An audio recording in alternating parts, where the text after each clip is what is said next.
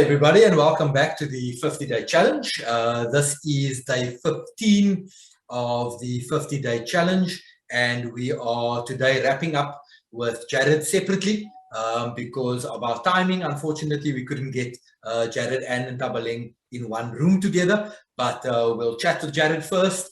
We'll chat with Ntabeleng later, and then we'll bring them all together for you into one session. So guys, today we want to just wrap up week 3 with Jared and chat with him and see what he's learned, what he's been able to achieve, and where he's at in his journey at the moment. So Jared, welcome, and thank you again for joining us today. Thank you. Yes.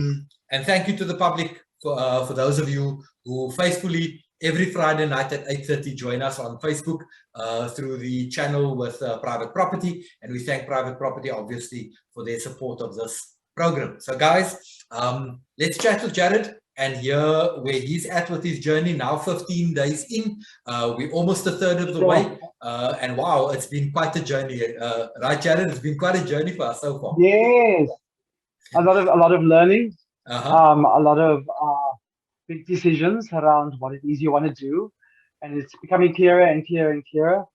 So I'm still excited, still enthusiastic, and I can tell that the public are just as excited. I mean, just the amount of inquiries I've been getting, just to how I've been doing this whole thing and how am I finding it. So I'm excited that the course is spreading far and wide. And we're able to share this kind of knowledge. Yeah. Awesome. Yeah. Okay. So for those of you who still don't know, if you want to follow this journey, you can either find us on YouTube, EDPF Property Academy, or EDPF, or you can follow us on our website, edpfpropertyacademy.com. Or every day we put up a new session as we follow this journey. Every day we will record and we'll put it up for you guys to see. So Jared, this week we spoke a little bit about some legal stuff. We spoke a little bit about due diligence. We spoke about Lightstone, and you yourself have gone out there to look for some property opportunities, and I'm very excited that you are very close to possibly buying your first property, which is absolutely amazing. Yes. I'm really happy for you, and I can already feel the goosebumps. I can't wait for you to tell me, Nigel, I've done it, I bought that first property. So I'm very excited about that. But let's first talk about the legal stuff. So Jared, You've learned quite a bit on the legal side. You've learned about offers to purchase. You learned about the transfer process. Tell us a little bit about what you learned from Maya with regard to offers to purchase. What little nuggets did you get from him that you didn't know before? Gosh, for me, it was just, like I keep saying, it's all new to me. So everything is like a nugget because I think I represent a group out there who's never thought about this, who's still learning and digesting information. But I think for me, the offer to purchase was quite informative. It's not one specific thing that I can call out, but I think just the whole idea of how the process works was quite new to me. And I think a lot of people who's never bought property before, this is quite an interesting conversation to have, because we just think, oh, you see the property, you like it, you buy it, and you move on, you use it for whatever purpose you want to use it for. But there's just such a lot that we have to take into consideration. And so I'm excited that I'm learning and everybody else is learning with me. Yeah, I think for those who didn't watch that session on offers to purchase, hopefully they'll go and watch that session because it is extremely important. Some of the highlights for me in terms of that session that we had with Maya de Waal is that all the different components that you have to be sure of that you put into this offer. And the two things that most importantly stood out was the due diligence and feasibility side of it, and then the financing side. Because when you put in an offer to purchase, you need to be sure that if you can't raise the money, or if you do your due diligence and you find out actually there's a whole lot wrong with this property, that actually the property isn't worth what the seller wants for it, that you have a way to renegotiate. And I think that's the most important part, is making sure that you add these clauses in, that at the end of the day, if you've done your due diligence, you've looked at the property and you've seen, hey, wait a minute, there's a massive crack in the property there. What is the underlying cause? If there's a roof is broken, that you didn't see it maybe when you walked in originally, Correct. but when you did your due diligence and you checked the property out, you saw. And then also having professionals look at the thing, because obviously you as a new investor don't understand all the different nuances of purchasing a property. So bringing professionals to understand and look at the property and make sure that you are not buying a dud. Because very often there's a clause in your offer to purchase that says you're buying the property foot stewards. Oh, I hate that clause. As a seller, as is. If you're a seller, obviously you want to sell foot stewards because you don't want any comebacks. But as a buyer, you want to be sure that what you're buying is real. So that offer to purchase is so important. And in terms of the due diligence, the feasibility, that allows you to check the property out before you finalize the deal and possibly be able to renegotiate. And then on top of that, if you don't add in that clause that says, I need to raise money through a bond or any other way, then you are going to be held accountable if you can't raise the money, because it's almost like you said, I have the money, so I'm buying this property. But if you put a clause in that says, I want to apply for a bond, that's a different story. And I see Matt Ellis just joined us. She is actually coming into the room, so we'll chat with her a little bit as well. Okay, so guys, Jared, I see Matt Ellis just joined us. So thank you very much, Matt Ellis, for joining us for this wrap-up session. I know you're extremely busy, so thank you very much for giving us your time so that we could wrap up week number 3. It is now day 15. For those of you who didn't catch that at the beginning of the session, it is now day 15. And Jared and I have been talking a little bit about the stuff he's learned with regard to the legal side, offers to purchase and so on. So let's quickly catch up with Matt L in terms of what she learned on legal. But before we get there, Jared, earlier on in the week, we spoke about some deals that you're working on. That was at the beginning of this week. How far are you with those deals? Have you signed your first offer to purchase already? Or are you still making a decision? I'm still making a decision. You know, it's a big choice. And I don't want to make the wrong choice here. 100%. So I'm still looking at what it is that I'm looking to do with this property portfolio that I'm developing. But I think I also want to go and visit those properties again and again. As you've mentioned, with what we're learning with offer to purchases and due diligence, it's making sure that you really see everything when you're at the property, because it's a romanticized idea of like you're going to view it and you love it because you just see how wonderful it is. And then you end up with a property that's a dud, as you said, because now there are cracks in the foundation or things are not right, things that you only start seeing afterwards. And it's also, I think I'm learning that it's also good to take somebody else along with you, you know, who will tell you, hey, check that out. And maybe someone who knows about structural things, you know, just so that you know what you're getting is worth the money that you're going to spend. Yeah, no, for sure. So I think when you have a minute, Jared, you and I will go out to those properties. We're going to have a look at them, and from a professional eye, we'll have a look at it and see whether that property is, or those 2 properties that you're currently looking at is really worth what they are selling for, and possibly be able to negotiate a better price. So I'm really looking forward to that part of the journey, and to be able to help you to purchase your very first property. So guys, right now we're going to say goodbye to Jared because he's got to run. He's got a gig that he needs to go and do. So thank you very much, Jared, for this, for your very valuable time. And we'll carry on talking to Matt L about her journey, where she's at the moment, and then wrap up the week 3. So Jared, thank you very much. Matt L, you and I will stay online, and then we will talk about where you are at with your journey. Jared, thank you. Enjoy your gig. Thank you so much, guys. Ciao. Ciao.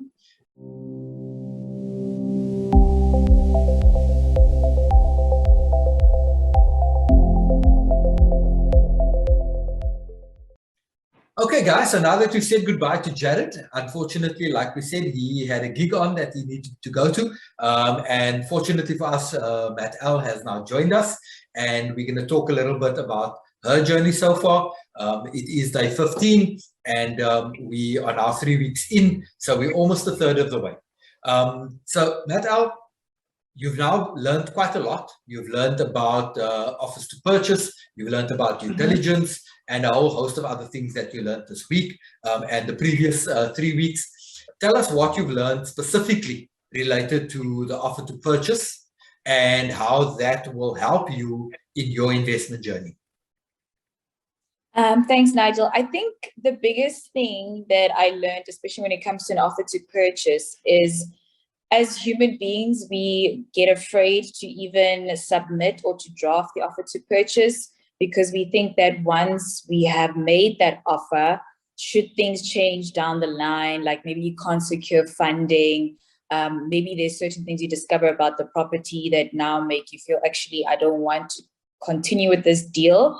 A lot of people are afraid to put in the offer to purchase because, like myself, you become unaware of the fact that there's clauses you can actually include that allow you to still be able to break away from the offer.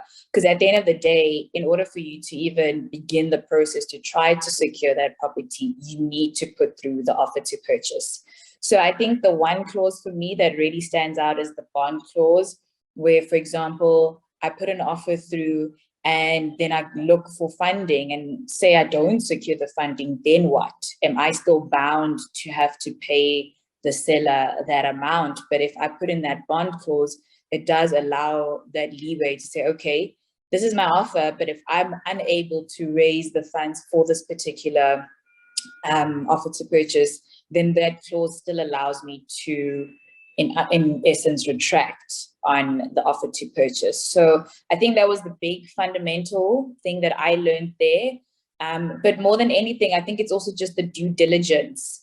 There's really important information that also needs to be put on the offer to purchase. And I think also having learned about, platforms like Lightstone, not only just having the building name, street address, you need things like earth number details that also need to be on the offer to purchase. And obviously, if you've done your due diligence, making sure it's the right owner, all the correct information must be on that offer to purchase before you can even go as far as submitting it to a bank to proceed with the process. So yeah, quite a lot learned, but I think for me, those were the two main take points. Yeah.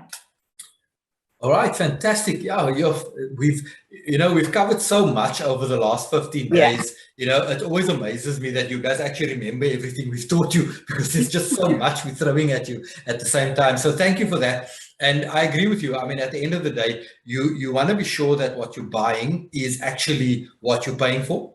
And normally that foot stewards clause that goes into, I just spoke to Jared about that same issue. The fact that, there's always this foot stewards clause that says you're buying the property as is, which then means that if you didn't do your due diligence, you didn't check, you didn't bring your professionals to come and look at it, you could end up in a situation where Jared was chatting about somebody who bought a property and they saw water coming up.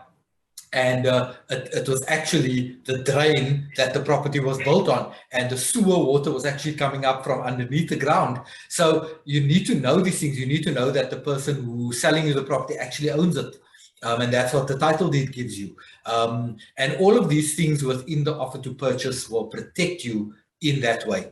So let's talk a little bit about what you learned on Lightstone. So there are a couple of things that we spoke about earlier in the week with regard to Lightstone and that system. What did you learn from that session?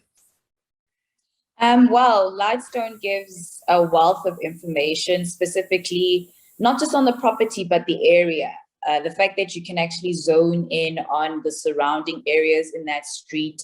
You get to see what's the average price range, like in terms of in the past year, how many properties actually sold in that street, how much did they actually sell for. So that also, again, it helps when it comes to negotiating the price with the seller, because then you get to see prior information to say, okay, your asking price is 450, but according to my research, in the past year, properties have been selling for about 400,000. So then that puts you in a different position for negotiation. Other important information, you get to see who the actual owner is. It actually shows this property was sold in 2016 on June the 4th. So it gives very insightful information so that the person who's saying I'm the seller, those two things need to correlate with what is on Lightstone versus their actual ID. Is it their ID number that's written there as, the person with the title deed? So yeah, Lightstone gives a lot. It actually really gives a lot. You even get a street view. You get to see even the land size, the square meters that you're working with. It's a wealth of information. I myself still want to sit down on the app and just actually have fun with it, like I did with the private property app, because there's a lot that's there. There's a lot that's there.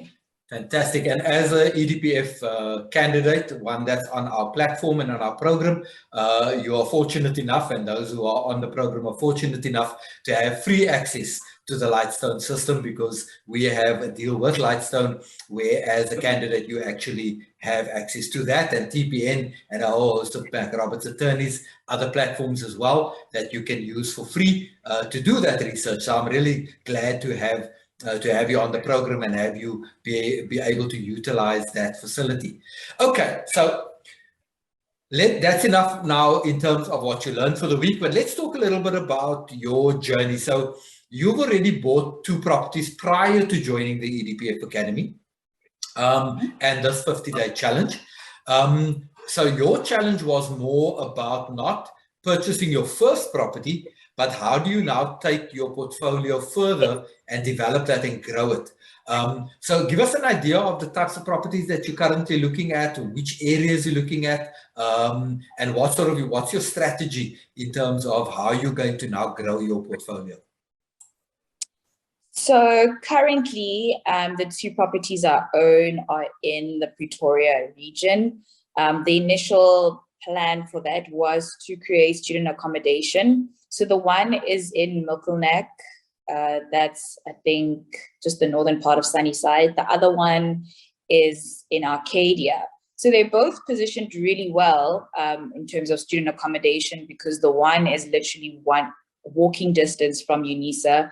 The other one is walking distance from Boston. And they're both also relatively, transport-wise, they're on a transport route quite close to get to the University of Pretoria. So I think in that same breath, having seen that the properties are usually, most of the time, fully occupied because of the fact that they're in student areas. But the one also specifically in Milkleneck, I think it appeals more to the working class that can't necessarily afford, how can I put it?